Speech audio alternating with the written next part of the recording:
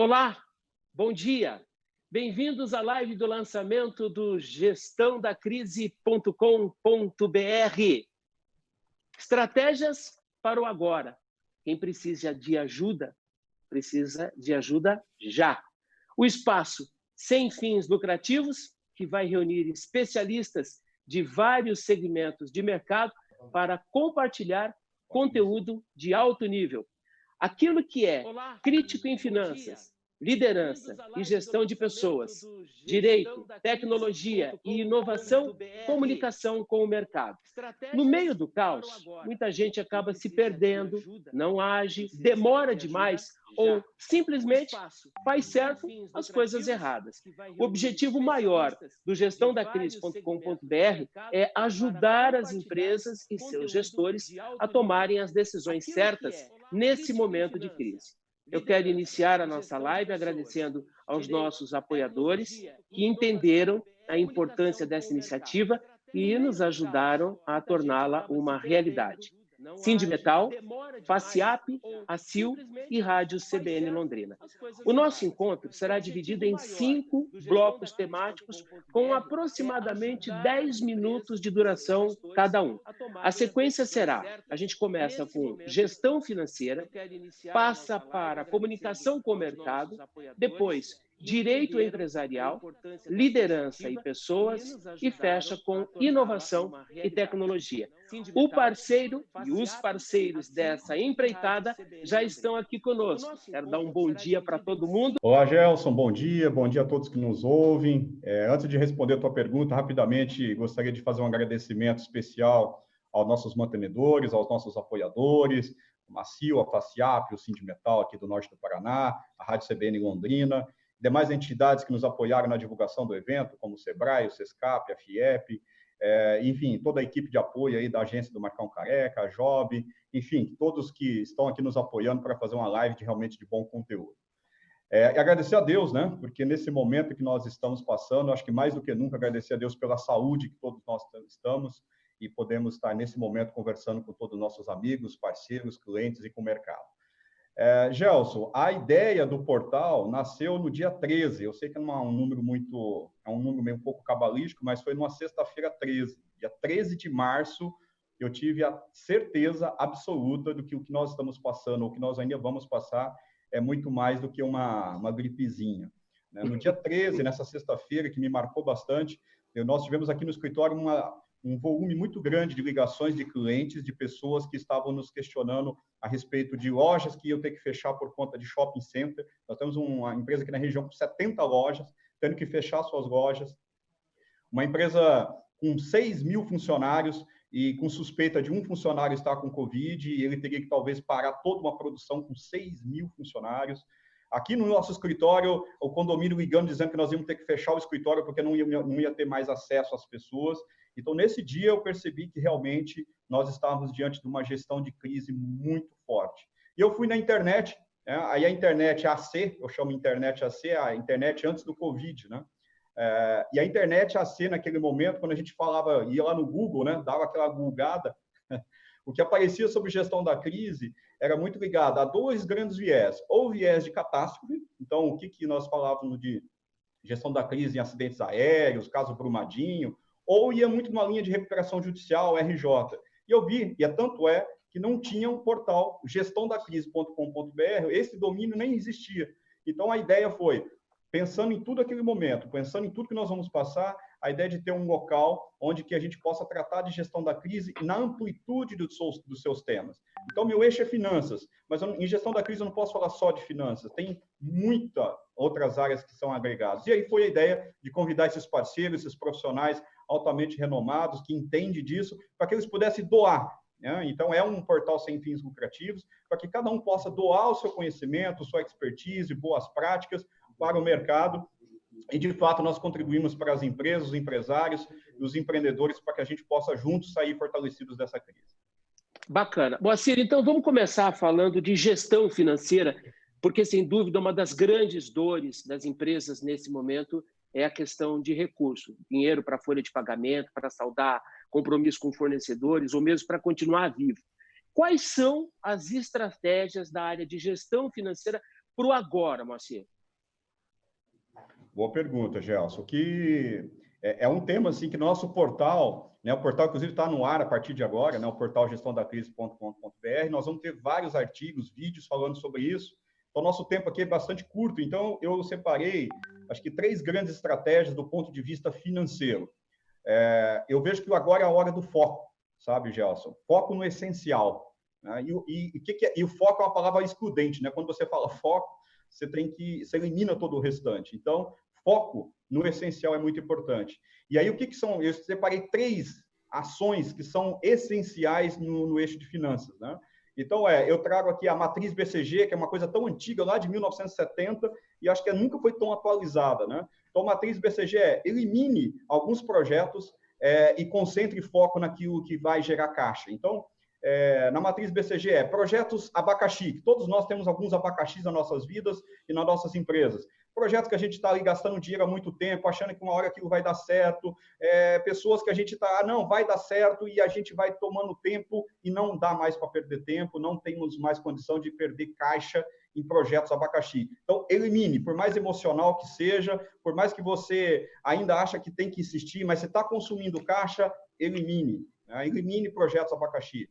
Aqueles projetos de interrogação da matriz BCG, né, que é aqueles projetos que pode ser que vai dar certo, tem uma chance de dar certo, não é hora de aposta, Gelson. Né? Não é hora de aposta. Então, suspende esses projetos. E concentra onde? Concentra energia na vaquinha leiteira, naqueles produtos que tem giro, que a margem é baixa, mas o mercado consome. É o momento da gente focar em alto giro, focar em projetos que, mesmo que tenham a margem de contribuição baixa, mas que traz volume. Né? É o momento disso. E, claro, os projetos estrela, que são aqueles de alta margem, que tem, principalmente no DC, né, depois do Covid, aí, que esses projetos vão realmente ter um potencial muito grande. Claro, esses têm que ser mantidos. Mas eu acho que o foco principal, a primeira recomendação é foco na matriz BCG.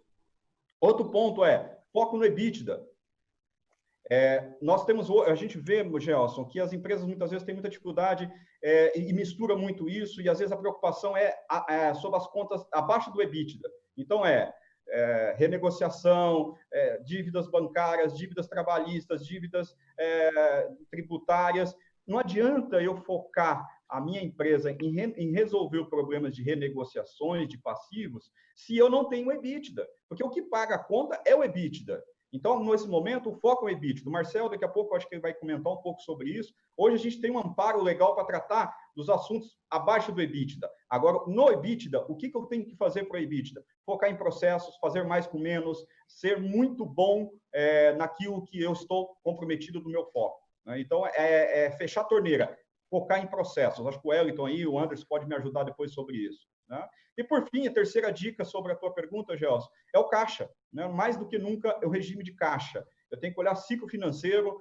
Às vezes, a gente fica preocupado lá nas formiguinhas, né? Cortar o cafezinho, dispensar o porteiro, e às vezes não é isso que vai fazer você sair dessa crise ou sair fortalecido dessa crise. É olhar ciclo financeiro, necessidade de capital de giro de estoque, eficiência em serviços. Então, que isso vai trazer caixa. Então, ações que tragam caixa é o que vai realmente fazer com que a gente possa ter estratégias, e agora a gente precisa focar nisso.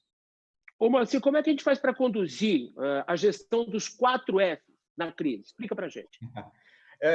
Eu inventei esse termo, até no nosso portal vai ter uma série de vídeos, né, falando da gestão dos 4 Fs em tempo de crise. Os 4 F é o que tira o sono de todos os empresários, ou todo mundo já perdeu o sono por causa de um desses Fs. Se não foi todos, pelo menos um, sabe, Gelson? Esses Fs quais são, né? É o F de finanças, é o F de fornecedores, é o F de folha de pagamento, talvez é o que mais tira sono, né? E o F de fiscal. Então, lá no portal, a gente fez uma série de vídeos falando sobre cada um desses Fs. Como tratar esses Fs em tempos de crise. Então, por exemplo, em finanças, o foco em controladoria, trabalhar orçamento, cenários, é muito importante. O Anderson pode falar um pouco disso.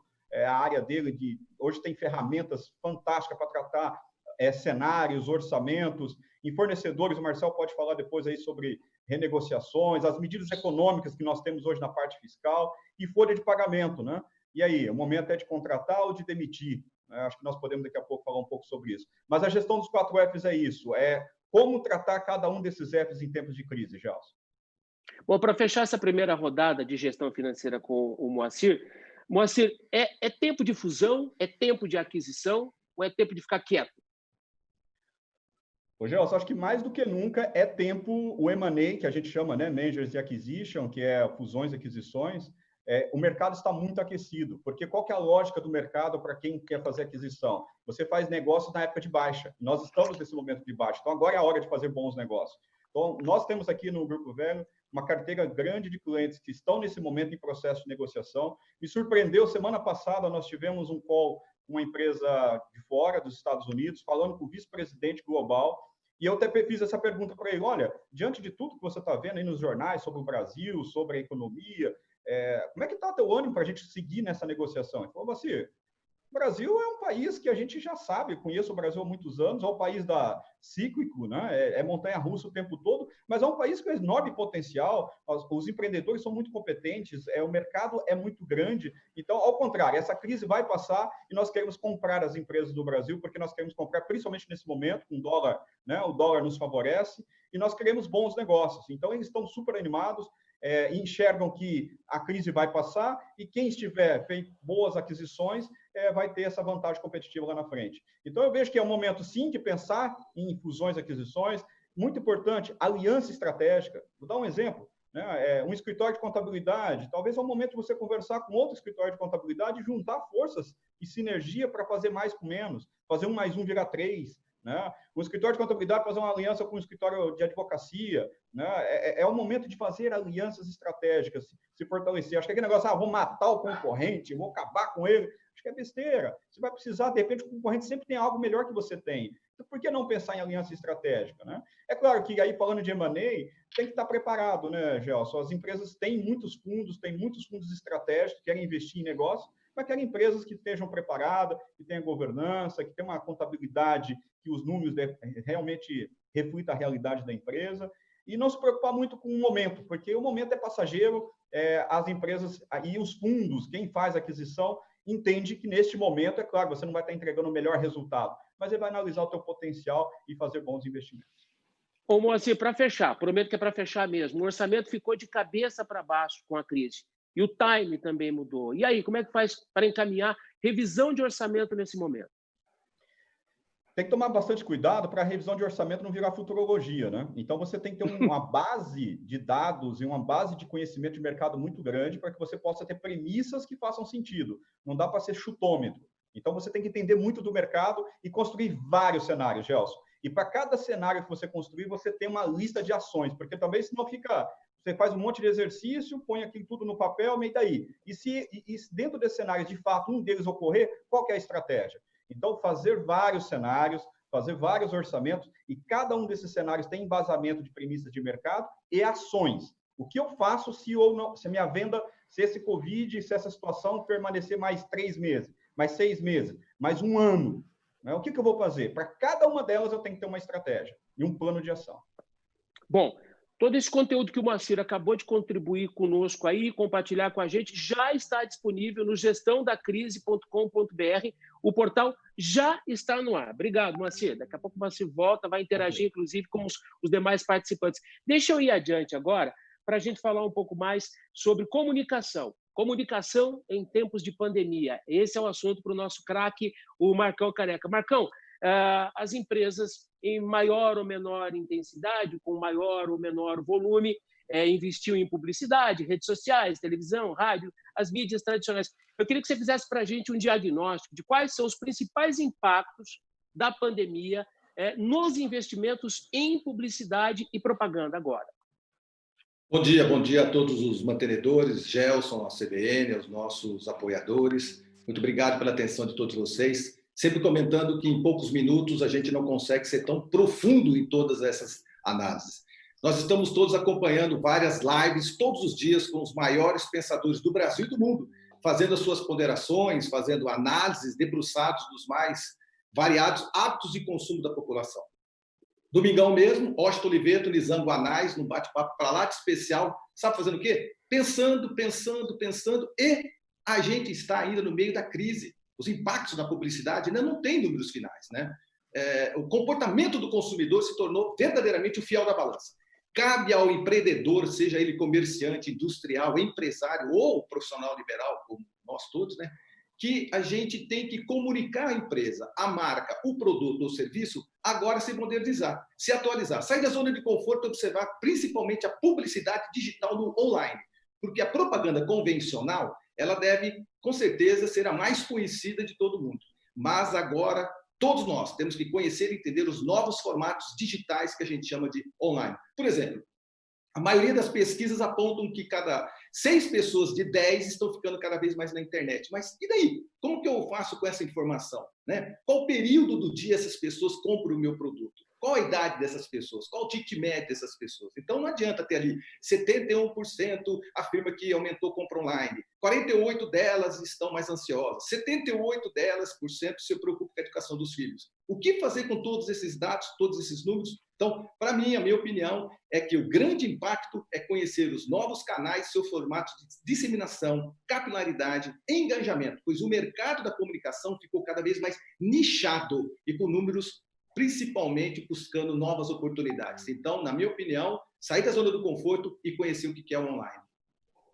Marco, o momento ainda é de grande confusão, mas já tem gente tentando elaborar estratégias para um pouco mais adiante. O que você diria ou anteciparia para a gente como tendência nesse segmento para quem já conseguiu entender a importância de não cessar a publicidade, a propaganda, a comunicação da empresa? A tendência é a experimentação por novos formatos de comunicação numa multiplataforma, incluindo fortemente o digital, amigo. Sem medo, sem preguiça, vai dar muito mais trabalho, mas é um caminho sem volta. Os últimos 6 meses do ano anteciparam em pelo menos 2 anos os planejamentos futuros e investimento na área digital, em todas as empresas. Na minha opinião, você tem que somar públicos para divulgar a sua marca, o seu serviço. Mesmo com poucas certezas do mercado, as percepções já apresentam alguns índices de comportamento para os negócios. Portanto, tente reunir os mais variados públicos que navegam pela internet em vários canais e redes. Quer um exemplo que parece uma brincadeira, mas não é? O TikTok. Ele foi o aplicativo mais baixado no mundo nesse período, que no início parecia ser uma rede social da geração Z, mas logo você não vai estranhar se não for usado na parte comercial vendendo os nossos produtos e os nossos serviços. Ô, Marcão, você também tem uma experiência importante como jornalista, com um homem da linha de frente da notícia. Eu queria que você juntasse a expertise do jornalista com o profissional da área de propaganda e publicidade. O que é que está acontecendo com a comunicação nesse momento? Nós chegamos ao fim da verdade absoluta que sempre se baseou em algumas pesquisas de audiência de alguns grandes meios de comunicação. Antigamente, assim, né? Saiu essa pesquisa, primeiro lugar, 80% de audiência, a outra, 2% de audiência. Esquece. Agora a comunicação está precisando se desdobrar para engajar a audiência. Falar sobre um canal com mais alcance? Não. Mas falar sobre o canal com maior relevância, credibilidade, chancela, curadoria, diante de milhares e milhares de mensagens falsas, fake news, que são produzidas diariamente de forma profissional. O fake news é feito hoje de forma profissional e que chega a milhões de brasileiros todos os dias. Ou seja, as pessoas elas estão passando a aprender, por receberem muita informação de vários meios, a buscar em um lugar que tenha peso no que diz, em fontes com credibilidade e dentro dos seus contextos sociais. Por isso, as marcas estão precisando de imediato passar a trabalhar sua reputação e posicionamento, amigo. O consumidor busca por pulso firme, que apresente a solução para as suas necessidades e que não tente enganar. Tem muita propaganda enganosa ainda. O reflexo desse comportamento do consumidor frente a essa quantidade de notícias falsas também se vê no momento de compra. Presta atenção. No momento da decisão comercial, porque ele também está procurando empresas verdadeiras, marcas que dizem a verdade. Uma meia-verdade ou quase verdade não cabe mais na percepção do consumidor. Né? Nós estamos cada vez mais opinando nas redes sociais. Então, de tanta fake news que existe, na hora que você vai comprar um relógio, uma calça, um carro ou um serviço, você também desconfia. E você também opina nas redes sociais. Então, os meios tradicionais, que já há alguns meses atrás estavam na lanterna, hoje a necessidade de conteúdo com credibilidade tem assumido novamente a dianteira como no passado. Gelson, nós sempre trabalhamos com comunicação. As TVs abertas e fechadas passaram a liderar as pesquisas. Audiência. Na sequência, vem a internet através de sites de notícias sérios. Depois, os jornais impressos, veio o rádio e somente em quinto lugar, em queda, as redes sociais. Então, é importante, sim, passar a considerar investimentos que vão além das mídias digitais, pois nessa circunstância que nós estamos vivendo de pandemia, esses outros meios convencionais podem ser excelentes aliados, os dois juntos. O que é que o empresário precisa saber? Pois não? Olá? Desculpa, é só fazer uma colocação. Desde que esteja tudo isso alinhado dentro do orçamento financeiro, é claro. Tem que caber no bolso. Aí é o marketing e finanças aqui que tem que trabalhar muito junto. Exatamente. O que é tendência, Marcão? A gente já falou muito do digital também, plataformas, inovação, e é muita coisa, às vezes, para a cabeça do empresário, né? Ele precisa de orientação, ele precisa de instrução.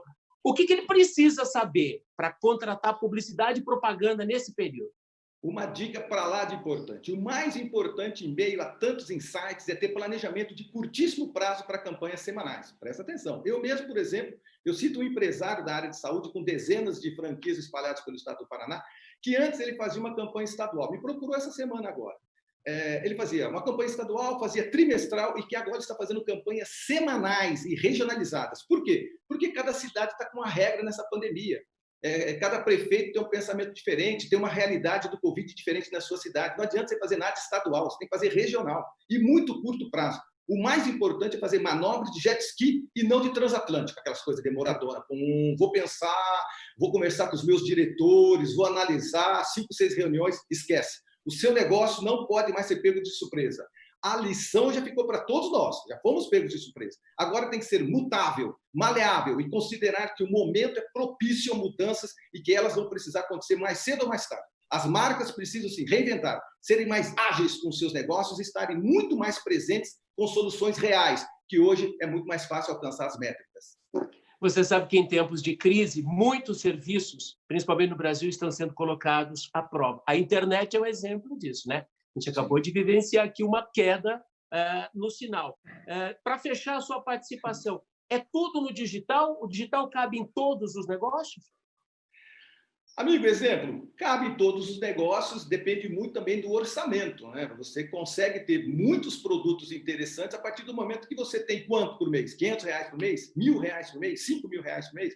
As lives são produtos um tanto quanto até baratos, não são produtos caros, né? Você tem a digitalização de todos os processos. Eu penso assim, vamos falar de um microempresário. O microempresário hoje ele paga taxas absurdas de entrega de delivery. Paga até 30% para essas grandes marcas internacionais. Que tal ele ter um aplicativo? E esse aplicativo sai para ele, às vezes, por R$2.000, R$3.000, que a gente divide por 10 vezes R$300. Um aplicativo, antigamente, era uma coisa cara. Um e-commerce era muito caro. Hoje, não. Hoje se adapta. Existem centenas de exemplos interessantes, modernos, de ferramentas que se adaptam à indústria, ao comércio, à contratadoria. Antigamente, não. Antigamente, você falava, eu vou ter um bom site, eu vou ter um bom aplicativo, eu tenho uma boa rede social, era cara. Hoje, não. Hoje se adequa ao micro, ao pequeno, ao médio e, obviamente, ao grande. Bacana. Obrigado, Marcão, pela sua contribuição. Você vai voltar ao longo da nossa live, né? Até para interagir com os nossos demais participantes. Deixa eu colocar na roda, queremos ouvir agora o Marcelo Bertoldi, que é advogado e sócio fundador da Marins Bertoldi.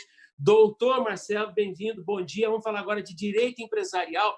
E, se o senhor me permite, eu já quero começar com uma dor, uma das principais dores nesse momento de quem tem empresa, do empresário, dependente do tamanho. Como é que ele faz para renegociar a relação dele com fornecedores e parceiros, doutor Marcelo? Bom dia, Gelson. Bom dia, companheiros do Portal Gestão da Crise. Bom dia a todos que estão nos ouvindo. Olha, Gelson, o que eu queria dizer, assim, com a pandemia, renegociação é fundamental. Quem não renegocia não fica de pé, né? Seja do lado do credor, seja do lado do devedor. Nós nunca vivenciamos aqui no Brasil, pelo menos não que eu me lembre, eu já estou nesse mercado há mais de 25 anos, né?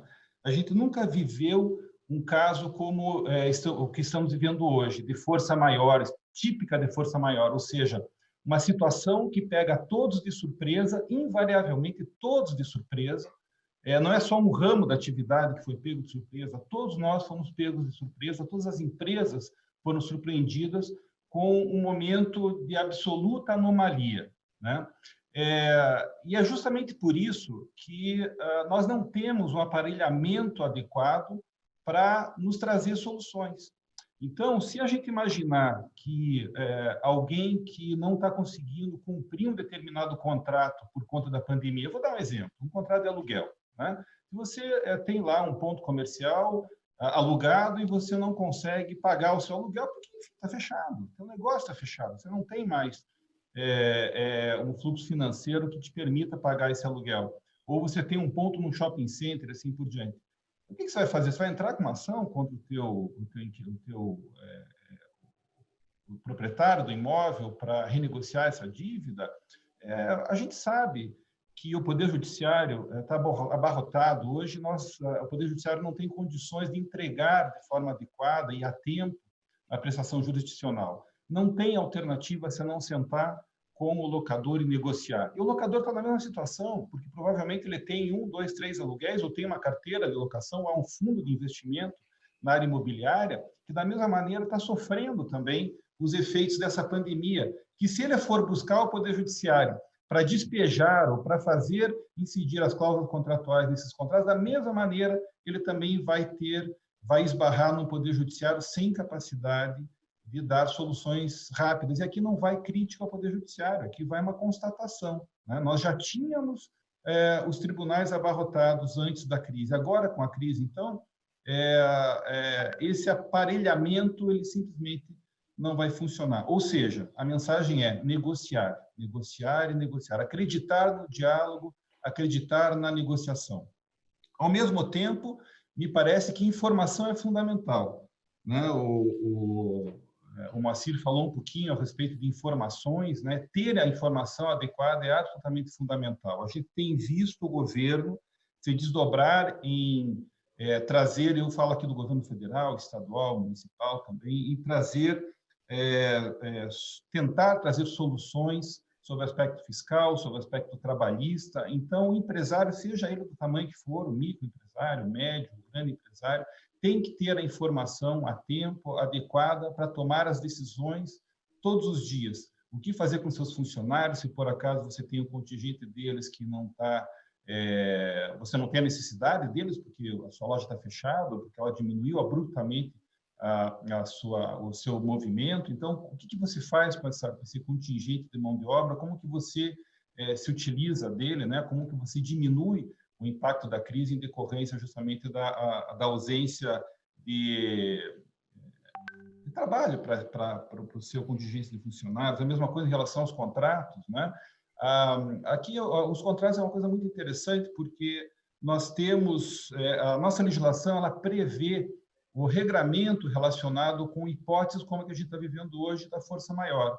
Então, o legislador entende que os contratos, a relação contratual que é afetada pela força maior, ou seja, que ela é afetada por uma situação absolutamente inusual, absolutamente imprevista no momento da contratação, as partes têm a obrigação de repactuar. E se elas não conseguirem repactuar, você tem a interferência de um juiz, né, nessa situação. Então, nós temos uma legislação que já prevê a possibilidade, não só a possibilidade, mas a obrigação de se repactuar contratos se, por acaso, você estiver passando por uma situação absolutamente fora do usual. Diga. Crise gera estresse. Briguei com meu sócio no meio da pandemia. E agora? Eu acho que essa é a pior hora para você brigar com o teu sócio, né? Na verdade, é assim.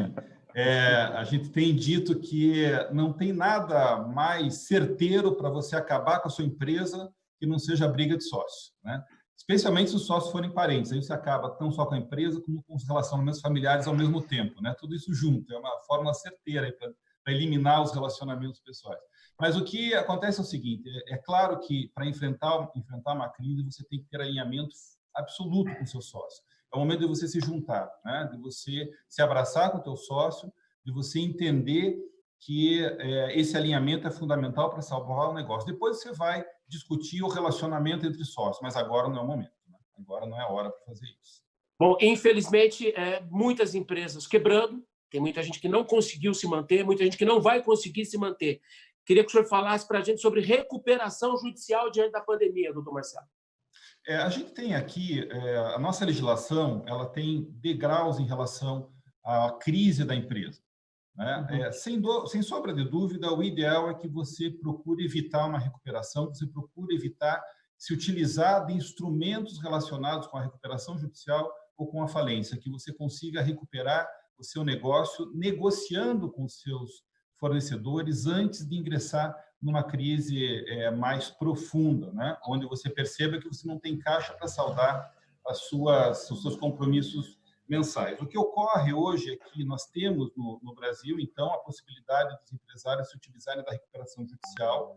O que é a recuperação judicial? Nada mais é do que a declaração que o empresário faz de que ele está em crise econômico-financeira, ou seja, que ele não tem recurso suficiente para pagar a despesa corrente da sua empresa, e com isso ele pede um favor legal, e ele passa por 6 meses de moratória, né? Com a possibilidade, durante esse período, de apresentar um plano de recuperação, onde ele vai discutir a venda de ativos, onde ele vai discutir a questão relacionada com percentual de desconto no pagamento das suas dívidas e também alongamento dessa dívida. Infelizmente, Gelson, o que a gente vê no Brasil, eu diria para você que a maioria dos processos de recuperação judicial, eles terminam numa falência lá no fim desse processo de recuperação, né?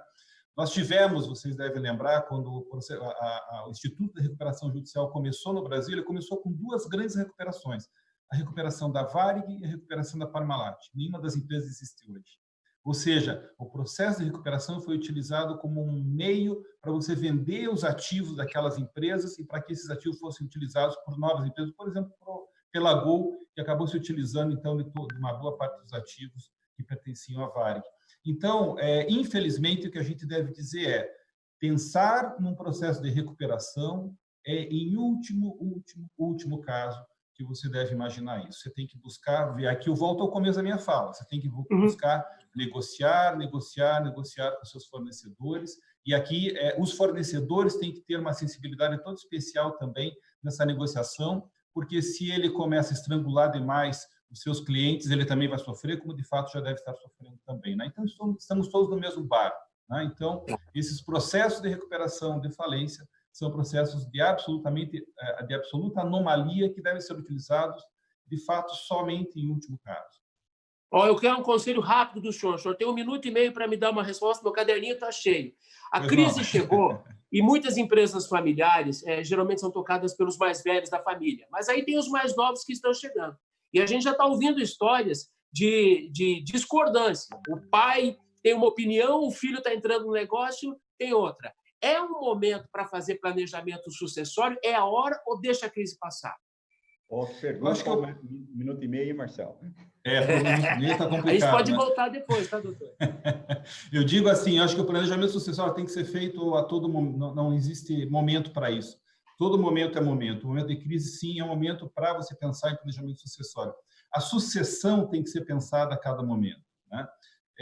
E eu não tenho dúvida, eu acho que o Marcão deu uma pitada sobre esse assunto também para nós. Assim, a tecnologia está aí, a inovação está aí, os mercados estão mudando a todo momento, e essa garotada que vem com toda a força, ela tem um valor especial, especialmente levando em consideração que elas são mais maleáveis, elas têm uma condição de adaptação maior em relação às mudanças, né? Então, eu acho que a crise gera, sim, se ela for bem conduzida, ela gera, sim, oportunidades extraordinárias, inclusive na sucessão, porque se você trouxer seu filho, se você trouxer seu sobrinho, se você trouxer uma geração mais nova para te ajudar a repensar o seu negócio diante de uma nova tecnologia, diante de uma nova sociedade que está tendo que se reinventar, diante de novos formatos de relacionamento, como esse que nós estamos tendo aqui agora. Nós estamos nos relacionando de forma virtual, mas de uma maneira extraordinária, e nos comunicando com gente do mundo inteiro. Quer dizer, os mais novos têm uma maleabilidade maior para isso. Então, se utilizar dessa maleabilidade, se utilizar dessa capacidade de adaptação dos mais jovens para enfrentar a crise dentro de um processo de planejamento sucessório, me parece que é uma fórmula fantástica para você ultrapassar essa crise que nós estamos enfrentando. Bacana, doutor Marcelo, obrigado. O planejamento sucessório cabe em quase todas as outras especialidades. Daqui a pouco eu quero ouvir a opinião de todos vocês.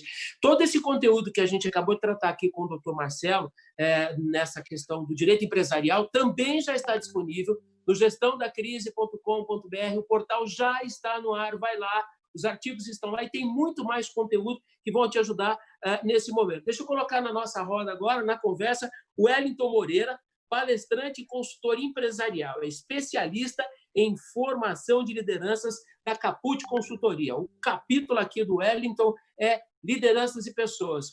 Wellington, bem-vindo. Vou começar com uma pergunta matadora. Modelo de empresa que supera a crise. Wellington, bem-vindo. Bom dia a todos, obrigado pela presença de todos aí que estão acompanhando a nossa live, né? Gelson, essa questão é muito crítica hoje, né? A cultura organizacional, ela acaba explicando por que algumas empresas saem fortalecidas da crise e outras não, né? E sendo bastante direto, objetivo, o fato é que empresas geridas de forma menos controladora nesse momento, né? Empresas que envolvem na tomada de decisão mais gente, né, que fazem com que todo mundo tenha espírito de dono, essas empresas, geralmente, elas conseguem encontrar saídas em momentos como esse. Tá? Aquela empresa tradicional em que só um toma decisão de tudo, ou só fica lá na cúpula, duas pessoas que decidem tudo, essas empresas, sim, estão fadadas a ter muita dificuldade. Então, uma grande estratégia agora, se você está à frente de uma empresa em que você toma 80% das decisões, o negócio é envolver mais gente, porque nós temos um momento extremamente complexo, né? Não vai sair da cabeça de uma ou duas pessoas simplesmente a solução de tudo que está aí se apresentando para nós no mercado, né? Wellington, demitir, manter ou contratar? Essa é uma pergunta de $1 milhão também, porque não é tão simples. Muita gente hoje entende, olha, eu tenho que demitir. Mas a questão é o seguinte, por exemplo, tem muitas companhias também que estão contratando. A gente está vendo isso nas redes sociais, aí quem acompanha no LinkedIn vê várias empresas contratando. Por que elas estão contratando? Porque elas perceberam oportunidades no mercado e entendem que também é muito mais fácil trazer gente boa agora do que antes, né? Pessoas que antes, por exemplo, só aceitavam salários de 15 ou mais, 15 mil reais ou mais, hoje estão vindo muitas vezes para uma organização para ganhar 10, né? Então, elas entendem o seguinte, se eu não contratar agora, eu não vou contratar depois, não tenho essa possibilidade adiante, né? Mas elas também não pensam em contratar simplesmente qualquer profissional. E, é claro, a imensa maioria está pensando no outro caso, que eu talvez tenha que diminuir o quadro. Então, é o seguinte, se você está tentando salvar 90% das vagas que existem na sua organização e sente que para isso é necessário, muitas vezes, diminuir o quadro ali em torno de 10%, talvez até um pouco mais do que isso, é uma decisão, muitas vezes, dura, mas que o gestor também tem que tomar, né? Ele não é inescrupuloso porque demite nesse momento. Cuidado que a gente sempre diz é o seguinte, cuidado para não cortar músculo e não cortar osso, né? Você tem que cortar a gordura. E muitas vezes na organização se demite alguém que tem um salário maior, pensando realmente no fluxo financeiro, e aí ele não tem aquele profissional que seria extremamente importante para fazer a empresa se recuperar no momento como atual. Então, é o seguinte, antes de tomar a decisão se vai demitir ou não, é pensar o seguinte, quem que eu não quero que continue no barco? Porque para todo mundo que ficar no barco sobreviver, eu preciso ter gente boa, não adianta simplesmente ter as pessoas mais baratas ou aquelas que não fazem diferença. E não é toda organização e nem todo gestor que está pronto para isso, para saber exatamente quem fica no barco e quem não fica, né? Vamos falar de capacidade de adaptação, Wellington, porque as coisas estão mudando muito rápidas, né? Fala para a gente de competência crítica. E aí não tem nenhuma relação com o tamanho da empresa, tem a ver com o negócio. Está se falando muito sobre reinvenção, e é isso mesmo, a gente está tendo que mudar modelos de negócios. Aquilo que, por exemplo, tinha empresas que sabiam exatamente como ganhar dinheiro no mercado dela, e de uma hora para outra isso se evaporou. Então, quando se fala em capacidade de adaptação, e você questionou muito bem essa competência, né? O fato é que, de uma hora para outra, a gente está tendo que repensar nossos negócios, que muitas vezes estavam sólidos, aí, por exemplo, há 10, 15, 20 anos ou até mais. Diante disso, talvez em termos de capacidade de adaptação, a questão mais crítica mesmo é pensar em novas fontes de receitas para os nossos negócios. E eu diria, um dos caminhos para o agora é olhar lá para fora, para tentar entender o que estão fazendo na Nova Zelândia, o que estão fazendo na Itália, o que estão fazendo na Espanha, estão fazendo em alguns países em que a pandemia chegou um pouco mais cedo, na França. Olhar para fora, para dentro desse aprendizado, de às vezes um país europeu, por exemplo, aconteceu alguma coisa 45 dias atrás, como o mundo está muito veloz, talvez esse aprendizado deles vai nos servir para sair à frente aqui no país também, né? Agora, diante disso, um último comentário é o seguinte: essa crise não é uma crise simplesmente econômica, né? É uma crise muito mais, então, sanitária, tem reflexos de uma série de dimensões, mas é uma crise médica. Enquanto a gente não tiver vacina, possivelmente nós vamos ter nossas empresas trabalhando um modelo bem diferente daquele que nós gostaríamos. Então, quando se fala em adaptação, é pensar o seguinte: se a tua empresa precisar ficar entreaberta ou com lojas fechadas durante o ano, ela vai dar conta? E aí que entra a questão financeira, né? Muita empresa está fechando agora no curtíssimo prazo, mas o problema dela já vinha lá de trás. O fato é que ela não deu tempo nem de se adaptar. Agora, para as nossas empresas que conseguem, a gente tem que pensar em modelos de negócios em que, se ela precisar ficar fechada durante 6 meses ou 12 meses, o que eu preciso fazer para que ela continue operando, né? Esse é o ponto central. Eu telepaticamente recebi aqui uma mensagem do Moacir, que é o cara da área de gestão financeira. Ele está querendo fazer uma pergunta para você. Ele tem 30 segundos para completar esse raciocínio que o Wellington acabou de expor para a gente sobre reinventar e buscar novas fontes de recursos. Tem que fazer isso de maneira organizada, né, Moacir? Não é sair inventando. Não vai perder tempo, gastar energia e o resultado não vem, né, Moacir? Eu acho que a fala do Wellington é muito complementar a que eu comecei, né, na minha fala. E essa questão da contratação, né, Wellington, eu queria só reforçar aí, complementando e te fazendo essa pergunta sobre o contratar, se você enxerga se, neste momento, o mercado de trabalho vai estar mais aberto para você fazer boas contratações. Eu vi lá atrás que a gente tinha muita dificuldade de contratar boas pessoas, porque as boas pessoas, as competentes, estavam trabalhando, já estavam empregadas, e muito bem empregadas. E nesse momento, Wellington, pela tua experiência, você está vendo que o mercado, a gente consegue contratar gente melhor e capacitada nesse momento? Seguramente, Moacir. E eu acho que aí, com uma grande mudança do tal do novo normal que se fala, é o fato do seguinte: a gente já viu que não precisamos contratar simplesmente pessoas que moram na mesma região em que elas vão ter que trabalhar. Tem muitas agências, por exemplo, de publicidade, que tem gente espalhada pelo Brasil todo, e as pessoas nunca se encontraram presencialmente. E agora a gente começa, até nos nossos modelos, né, de consultoria, isso é muito comum já, de ter gente que nós teríamos que atrair para a nossa cidade, que agora não precisa mais. Ele pode atuar de onde ele está, atender muito bem, porque o teletrabalho veio para ficar, né? A gente começou com o tal do home office e agora percebeu que, opa, não é mais home office, é um teletrabalho. Ele é um trabalho remoto, permanente. Isso facilita também alguém que é muito bom, está lá em Roraima, por exemplo, que não quer morar em São Paulo, não quer morar no sul do país, e poder ser contratado de lá e operar, fazer teu trabalho muitíssimo bem, né? Essa questão da barreira geográfica, ela acaba, né? A partir de agora. A gente vê muito executivo que não aceitava trabalhar no interior antes, principalmente empresas do mercado agro, era difícil atraí-los. E agora não vai ser difícil, as pessoas podem atuar em qualquer local e fazer seu trabalho acontecer, né? Vai ser muito bom também para quem está buscando emprego, né? Só uma questão que a gente percebe, viu, mas Gelson? Tendo competência, né? Tendo competência, claro. A única questão que ainda é triste no nosso país é a questão das pessoas estar preparadas para as vagas. Eu vejo que no mercado tem vagas. Agora, recentemente, nós precisávamos contratar um controller para Rondonópolis. Tivemos 170 candidatos. Infelizmente, 170 candidatos, 2 apenas se tinham perfil técnico preparado para essa vaga. 170. Então, infelizmente, acho que oportunidades tem, mas nós temos que estar preparados, inclusive no mercado de trabalho.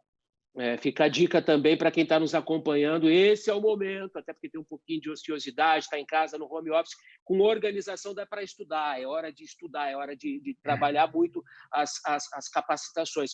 Deixa eu voltar aqui rapidinho para fechar com o Wellington. Wellington, de liderança você entende, você forma líderes, e eu gostaria muito que você falasse para a gente sobre líderes que encolhem na crise. Na hora que você mais precisa, o cara encolhe. Os líderes vulneráveis. E aí, o que eu faço com um líder que encolhe, Wellington? Em tempos de bonanças, Gelson, é fácil ser um bom gerente, é fácil ser um bom diretor. Eu posso contar com a sorte também ou ir com a maré. Agora não, agora realmente é preciso ser competente. O CEO que está à frente de uma organização com 1.000 pessoas ou com 5 pessoas, ele sente uma pressão muito grande de fazer acontecer. E por que é tão difícil um momento como esse? E muitos líderes encolhem? Porque tem que tomar decisões num ambiente de incerteza. Então, a competência ela acaba sendo provada. Quando ele acerta, realmente ele progride, ele cresce, ele se mostra muito valoroso, e o contrário também. Então, assim, é claro que a população mais vulnerável é aquela que o Moacir falou, são as pessoas que não têm uma grande empregabilidade, por assim dizer, não tem competências que se espera nesse momento atual para preencher as vagas que estão em aberto. Mas se a gente for ver percentualmente, Gelson, o maior número de demitidos agora, algumas pesquisas já revelam, está nos cargos gerenciais e de diretoria. Tem muitas empresas que antes, por exemplo, você tinha 5 diretores, agora vai ter 2 só, e os 2 vão ter que trabalhar não pelos 5, vai ter que trabalhar pelos 6. E aí não adianta trabalhar no mesmo modelo que até então. Então, assim, por que estão vulneráveis? Por que muitas vezes encolhem?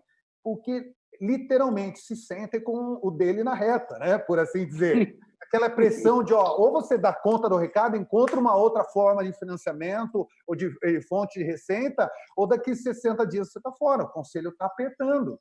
E não é fácil gerir nesse instante. É por isso que se fala que agora vai se dividir na gestão aqueles que são homens e aqueles que são crianças, literalmente. Isso vale para cada um de nós. E a gente não sabe, nas tomadas de decisão de hoje, se nós estamos sendo competentes ou não. A gente só vai descobrir isso daqui 90 dias, 120, 150 dias, né? Mas que é necessário tomar decisão no curto prazo só resumindo, o que fazem as pessoas que encolhem? Geralmente elas não fazem, né? Não tomam decisões, muitas vezes fogem de conversas com os colaboradores, somem da organização, procuram não atuar da forma que deveriam, que é estar à frente dos seus negócios nesse momento e junto com seus colaboradores, né? Eu confio no seu poder de síntese. Você tem 1 minuto para me responder. Como é que faz um home office com produtividade? Porque agora home office entrou para valer na vida da gente. Não é todo mundo que está preparado para o home office e nem para o teletrabalho. Então, é fundamental o gestor perceber na equipe dele quem precisa receber orientações diárias e quem precisa, por exemplo, receber orientações semanais. Mas uma coisa que a gente vê funcionando muito bem é a equipe continuar a ter reuniões, tendo encontros aí diariamente ou a cada 2 dias. O gestor reunir o time, fazer um bate-papo de 15, 20 minutos, isso ajuda. E para as pessoas que ele percebe que tem dificuldade de seguir as tarefas ou realizar tarefas à distância, ter um bate-papo diário, pelo menos, ali, e estabelecer exatamente qual é a rotina do dia. Isso é importante. Mas para outras pessoas, não. Tem pessoas que são autogerenciáveis e essas pessoas eles só têm que combinar lá, o que você precisa nessa semana isso e na sexta-feira encontrar para combinar a semana seguinte.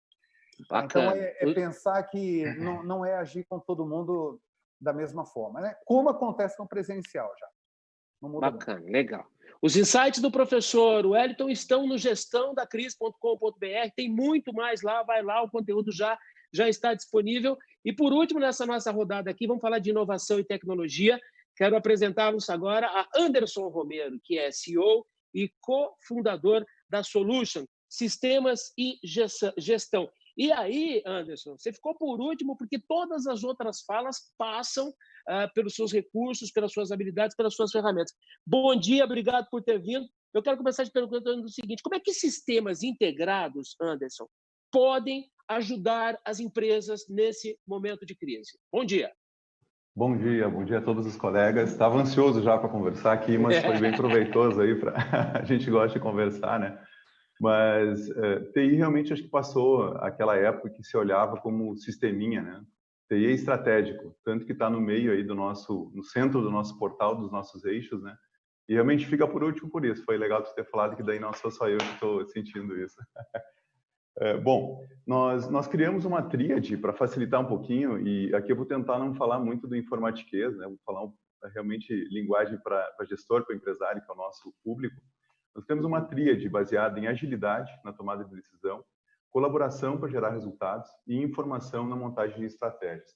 Então, com relação à tua pergunta sobre sistemas integrados, acho que é importante o empresário hoje entender que a gente precisa realmente fazer a integração entre o virtual e o físico, né? A loja de tijolo e a loja virtual, por exemplo, né? Tendo essa integração para quê? Para dar agilidade. Pelo que tudo indica, e pelo que foi falado também pelos outros colegas, alguns institutos falam em 2021, final de 2021, quem sabe 2022, a gente ter realmente uma vacina e terminar com esse medo que as pessoas têm hoje com relação à pandemia. Então, nesse momento, tu ter algo virtual e estar integrado é muito importante. Citando como exemplo a loja virtual, mas outras no mesmo formato, né? Tendo sistemas para permitir a colaboração entre os colaboradores. Eu acho que isso é o ponto importante, até porque vai possibilitar o que o Wellington acabou de falar aí com relação ao trabalho remoto, né? O sistema te ajuda nesse sentido. E como o Moacir falou no início, ele fecha também a ideia de processo, né? Tem pessoas que conseguem ser autônomas realmente e tem pessoas que precisam do processo para estar ajudando ela na produtividade. Ô Anderson, sistema não é coisa só para empresa grande, né? Cabe em qualquer negócio? Cabe em qualquer negócio, com certeza. A questão do que se fala aí de transformação digital, ela serve para todos. Desde que as pessoas entendam que não é simplesmente eu tirar algo que está escrito num papel e passar para o Excel. Não vai ser só isso que vai resolver, né? É realmente transformar o negócio para aquilo que é digital. Qual que é o sistema ideal para cada empresa? Aliás, eu vou refazer a pergunta. Como é que eu identifico o sistema ideal para o modelo de empresa que eu tenho? É importante tu começar com uma boa análise, né? Entendendo o que cada empresa precisa, fazendo o que a gente chama tecnicamente de análise de aderência, né? Aí você vai conseguir entender de que forma aquele software, aquele sistema vai caber, vamos dizer assim, né, para aquela determinada empresa, para aquela determinada necessidade. Isso é muito importante. A gente está falando e está tratando dentro do nosso portal, como você mesmo já falou, que hoje está sendo lançado no Gestão da Crise, de especialista. É importante você sempre tratar por especialista. Hoje fala-se muito do agro, né, e está chovendo solução para o agro, mesmo de empresas que já estão há bastante tempo no mercado e nunca levaram soluções para o agro. Então, uma empresa que está no agro, que atende o agro, ela, há bastante tempo ela tem know-how para isso.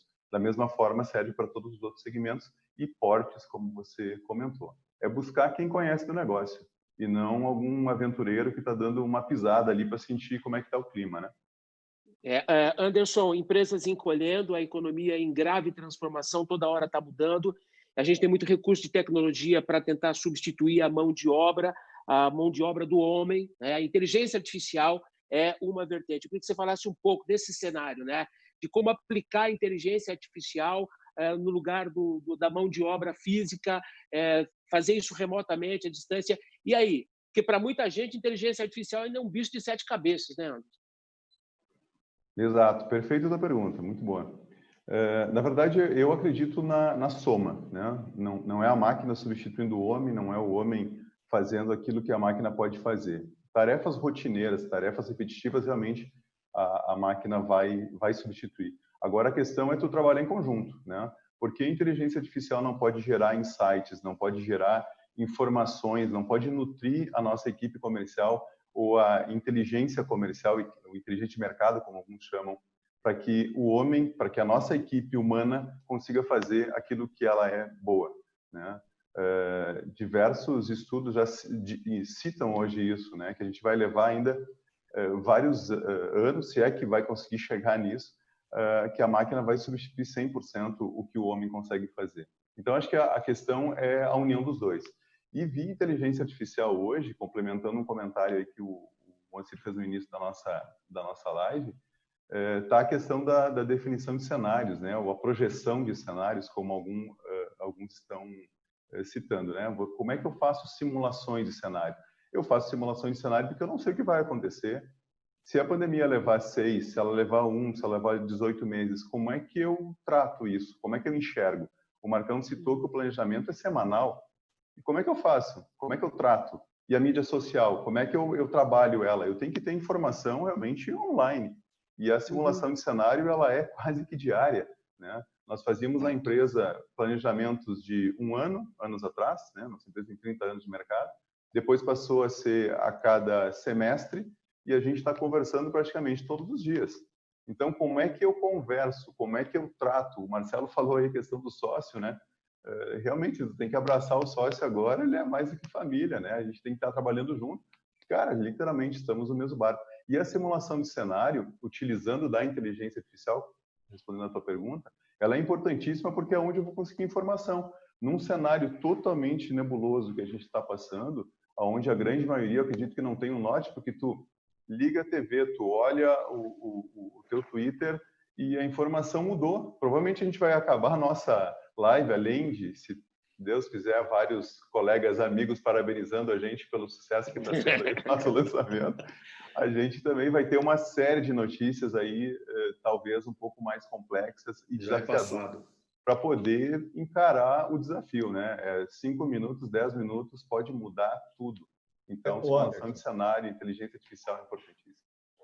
Desculpa, só pegando uma carona na tua fala, né? Eu acho que nosso desafio como mantenedores do portal é manter o portal atualizado, porque é tanta notícia, tanta mudança, né? Eu até fiz um número aqui, de janeiro até dia 13 de março, no Brasil tinha 5 medidas provisórias.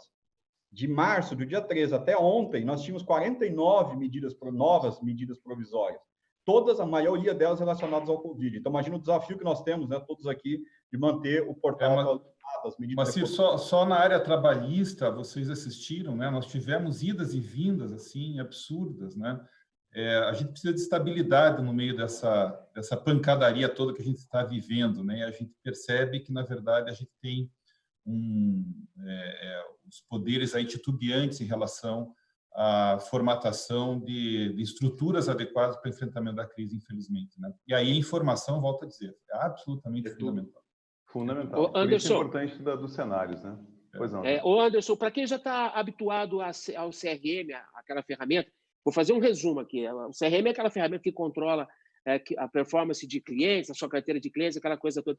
Queria que você explicasse para a gente, quem já tem o CRM, quem já tem um pé em mídias sociais, está lá na fala do Marcão, por exemplo, gente que já desenvolveu cultura nessa área. Como é que dá para juntar ferramentas nesse momento e expertises para potencializar vendas?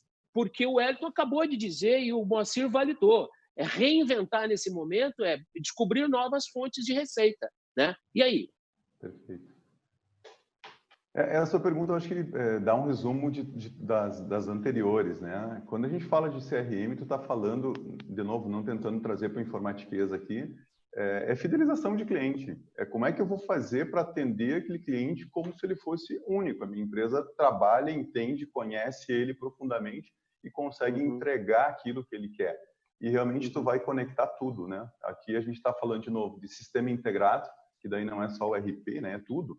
Como é que eu conecto o meu CRM ao meu RP, ao que o cliente comprou, quando ele comprou? Como é que eu cruzo essa informação para saber o que ele mais gosta, quando ele compra, qual é a frequência? Como é que eu trato isso com a mídia social, como o amigo Marcão aqui trata, né? Não é simplesmente eu colocar minha marca lá, né? E eu estar mostrando foto o tempo inteiro. Isso não é mídia social.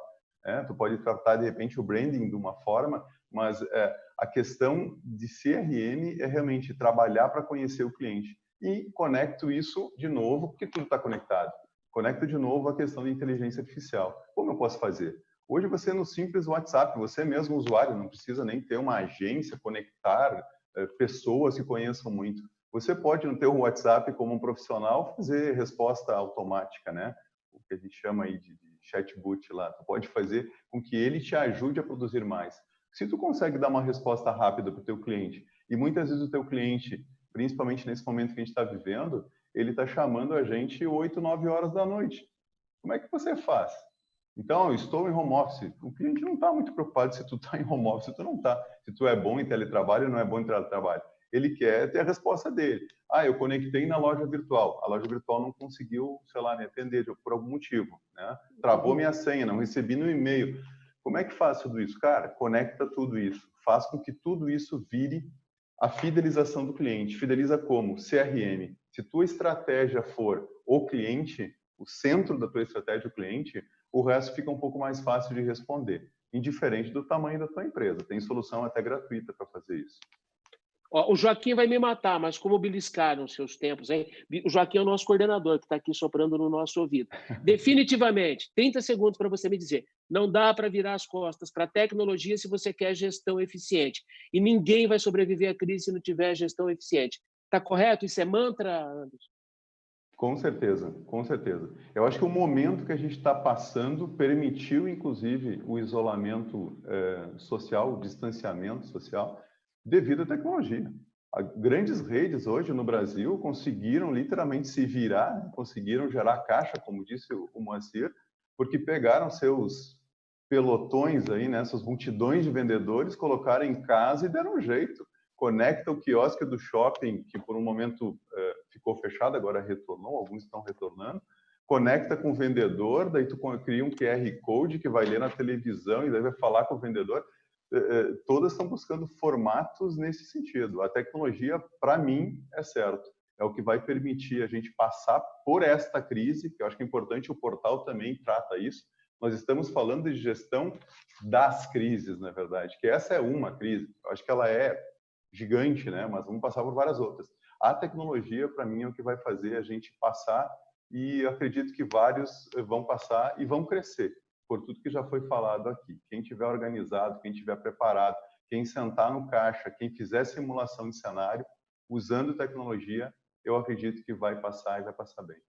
Muito bom. Todos esses insights do Anderson estão no gestãodacrise.com.br, que já está no ar, tem muito mais conteúdo lá. Quem, por favor? Ô, Gelson, só um comentário em cima daquilo que o Anderson acabou de falar agora, que eu acho que é muito importante. Tem várias empresas passando pandemia aí, podendo reabrir as portas sem nenhum tipo de restrição, elas não vão voltar mais todos os seus colaboradores para as lojas também. Elas viram realmente, pensando em termos de eficiência, que dá para tocar lá fora. Então, o que aconteceu? Você teve uma diminuição da despesa administrativa de uma forma extraordinária. A gente tem cliente na região que ele, por exemplo, tem 3 andares de prédio, que ele já se conscientizou que ele vai entregar 2 e vai ficar só com 1, porque ele vai querer que as pessoas trabalhem remotamente 3, 4 dias na semana e um dia só passando pela sede administrativa. Porque as coisas não mudaram em termos de produtividade. E o cliente também está se acostumando a poder fazer negócios também à distância, né? Então, seguramente, o que vem aí de reflexo dessa pandemia, pensando positivamente, é muita eficiência administrativa, operacional, né? Wellington, deixa eu pegar uma carona nessa sua provocação. A gente vai para a rodada final. Senhores, infelizmente, o nosso tempo se esgotou, né? Quem está na frente do computador, do celular, do tablet, precisa voltar para a lida com informações agora para poder fazer a gestão da crise. Nós esperamos que a nossa conversa aqui tenha contribuído. Deixa eu voltar com o Marcelo Bertoldi, o advogado Marcelo Bertoldi, para a gente encerrar. Marcelo, 30 segundinhos para suas considerações finais. Eu vou embutir aqui uma pergunta, a propósito do que disseram o Anderson e o Wellington. Que dica o senhor daria para o empregador nesse momento em relação às relações de trabalho? Que cuidados ele deve tomar agora na relação dele com os colaboradores diante desse novo cenário desafiador que está aí? Eu acho que de todos os setores aqui, o trabalhista é, sem dúvida nenhuma, o mais sensível, né? E o motivo é muito simples. A gente está diante de um cenário em que muitas empresas não estão ocupando 100% da sua força de trabalho e não se sabe até quando. A gente pode passar por uma situação em que você começa a demitir pessoas essas que você pode precisar daqui 2, 3 meses, na medida em que a economia pode se retomar aí com bastante força, né? Então, e a demissão custa caro. No Brasil, a demissão é algo que custa muito caro, né? Então, ele pode ter, em vez de ele estar adotando uma perspectiva de economia, ele pode estar fazendo exatamente o oposto. Então, realmente é muito difícil. Essa medida provisória que nós temos aí na área trabalhista, ela permite que você faça suspensão dos contratos de trabalho. O que a gente tem sugerido aos nossos clientes é que façam uso dessa possibilidade de suspender os contratos de trabalho, assim os funcionários continuam recebendo pelo governo os seus salários e, ao mesmo tempo, você mantém uma certa reserva em relação à sua força de trabalho para o momento seguinte, né? E eu imagino que nós estamos aí numa fase, em relação ao Covid, que daqui a pouco a gente atinge o topo da curva de infecção e a gente começa, então, a ter uma previsão melhor em relação à retomada da atividade empresarial. Então, acho que é isso. A gente tem essa medida provisória que se estabilizou agora e que, pelo jeito, as coisas devem seguir dentro desse cenário de suspensão do contrato de trabalho. Gelson, acho que é isso no aspecto trabalhista. Marcelo Bertoldi, advogado e sócio fundador da Marins Bertoldi. Eu não vou dar tchau, eu vou dar até já, porque o senhor e sua equipe e sua enorme contribuição seguem conosco no gestãodacrise.com.br. Doutor Marcelo, foi um prazer revê-lo, tá? Obrigado. Quero ir para o Marcão Careca agora. Alô, colega Marcão Careca, venha cá. 30 segundinhos, com todo o seu poder de síntese, para você dar o seu recado final, a sua última mensagem nessa nossa primeira live, porque a gente ainda vai ter muito, mas muito para falar sobre comunicação com o mercado. Se tem uma área que está mudando rápido, essa área é a sua, Marcão. Não sei se teremos apenas os 30 segundos com a quantidade de assuntos que a gente vai ter para tratar. Eu quero agradecer a oportunidade de poder estar junto com todas essas informações, esses profissionais que estão tão atualizados e, com certeza, tudo aquilo que a gente não se aprofundou nesse momento estará no nosso portal. Mas, para finalizar, nós estamos sendo bombardeados por lives. Então, por favor, você que não entende o que é uma live ainda, você que não teve essa noção de que a live ela pode fazer a apresentação do seu negócio, arrecadação, ela pode fazer engajamento, pesquisa, sai à frente. Descubra que uma live ela não é só de show, não. Você pode fazer uma live corporativa. Por exemplo, nós estamos começando a produzir lives mostrando a indústria automobilística, o lançamento de carros feito por lives. Feira agropecuária feita por lives também. Você não precisa mais chamar alguém de fora. Essa pessoa pode estar home e você mostrando na live todo o seu produto, a sua influência no mercado com uma live. Esquece que uma live é feita apenas para música e shows. Os influenciadores digitais, o que é que impactou tudo isso nos influenciadores digitais? Um aprendizado sobre isso é necessário você entender também. Eu tenho um case maravilhoso, não deu tempo para comentar com vocês, que é a Dengo, a loja Dengo Chocolates e Cafés. Entre para vocês descobrir o que é uma loja virtual com um atendente que fala para você: e aí, Marcão, tudo bem? Você quer comprar qual chocolate? Qual o preço? E coloca para a gente fechada. Lá no portal. É muito interessante tudo isso. Então, assim, amigos, nós não tivemos profundidade nenhum dos profissionais aqui, porque nós não temos esse tempo, mas foi exatamente objetivo. O quê? Mostrar para vocês que nós estamos imbuídos de uma forma muito espontânea em levar tudo aquilo que gentilmente nos foi proporcionado e com toda a generosidade. Muito obrigado de todos os amigos que nos acompanharam. Estou recebendo aqui muitas opiniões e eu estou muito feliz de ter participado dessa banca, desse bate-papo. Obrigado a todos vocês e maior profundidade, entre em contato com a gente que a gente consegue essa solução. E aí outra coisa, hein? É raro uma live que reúne tantos assuntos diferentes. Normalmente é uma live só de departamento comercial, só de tecnologia, só de comunicação. Essa reuniu muita gente boa junto. Eu estou muito feliz de estar junto com vocês. Obrigado, Gelson. Obrigado a todos vocês, mantenedores. Obrigado, Marcão. Adorei a sugestão. A gente vai desdobrar todos esses especialistas em lives específicas. Marcão Careca, jornalista e diretor da Agência de Comunicação Integrada, Marcão Careca. Posso fazer uma piada pronta? E perdeu Sim. Os últimos cabelos pensando em soluções para ajudar você nessa crise. Professor, você está careca de saber isso. Wellington Moreira, palestrante, consultor empresarial, especialista em formação de lideranças da Caput Consultoria. Enorme contribuição aqui. Obrigado. Até já também, tá, professor? Até já. Obrigado pela presença de todos aí. Foi um prazer conversarmos sobre gestão nesse momento tão crítico do nosso país. Muito obrigado. Olha, mais do trabalho do Wellington, do Marcão e do Marcelo, lá em gestãodacrise.com.br, para suas considerações finais. Eu quero colocar aqui o Anderson de novo, o Anderson Romero, que é o CEO e cofundador da Solution Sistemas e Gestão. E aí, Anderson, qual que é o seu recado nessa reta final do nosso primeiro contato com o público no Gestão da Crise? Também quero agradecer a todos os amigos que estão aqui. A gente está aí há mais de 2 meses trabalhando, ensaiando. Não é do dia a dia da gente fazer esse tipo de atividade. E uma questão bem legal que eu queria deixar aqui de detalhe, tá? de dica, como foi dado antes. No site ou no portal, a gente está escrevendo muita matéria, quem sabe, talvez até mais genérica. Eu gosto mais de mão na massa, eu gosto da coisa prática. Então, entrem, acessem o site, mandem e-mail para a gente, perguntem a respeito, deixem comentários, que muitas vezes existe um portal, tu vai lá dar uma lida, ficou com uma dúvida e daí não pergunta. Questiona a gente, manda um e-mail. Cara, na área X, eu queria que tu escrevesse sobre tal assunto, tem uma dúvida do caramba aqui. A gente transforma isso em artigo, se reúne todo mundo, de repente. É um início de trabalho, a gente está botando muita fé nisso. Outro ponto importante que está dentro da nossa proposta, empresário, olhe educação corporativa. Isso é muito importante. É a maneira de nós trabalharmos o processo como um todo. É a maneira que a gente vai usar também para crescer nesse momento de distanciamento social. Eu acho que é bem legal e é uma das propostas que a gente está fazendo aí com o nosso portal, né? Não deixa de ser educação corporativa. Muito obrigado. Obrigado, Anderson. Até a próxima, hein? E para fechar, Moacir Vieira, sócio fundador do Grupo Velo, e a gente deixou de propósito o Moacir para suas considerações finais, porque o Moacir é a mente por trás desse projeto do gestãodacrise.com.br. Moacir, suas considerações finais aí para quem está com a gente até agora. Hoje é uma pretensão muito grande falar de mente perto de tantas mentes que estão aqui nessa sala. E assim, quero até reforçar que nós estamos aqui, nós, né, 5, são os mantenedores, mas por trás temos uma equipe aqui, se somado às nossas equipes, são mais de 250 pessoas, 250 profissionais à disposição para poder realmente contribuir. De novo, o portal é sem fins lucrativos, o que nós queremos é contribuir para um Brasil melhor, para que a gente possa sair fortalecido dessa crise.